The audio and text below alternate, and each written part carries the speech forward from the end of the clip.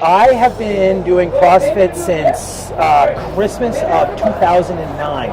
It was my Christmas gift to my wife, Elle, and me. Makes me tougher to kill, you know? It really does. It really has made me stronger, and it's given me a confidence to where, you know, I would say to other people, I know I'm strong. You know, I'm not the strongest person, I'm not the toughest person, I'm not the fastest person, but I know the weight that I can pick up, and I know the things that I can do. So yeah, it makes me tougher. I love it.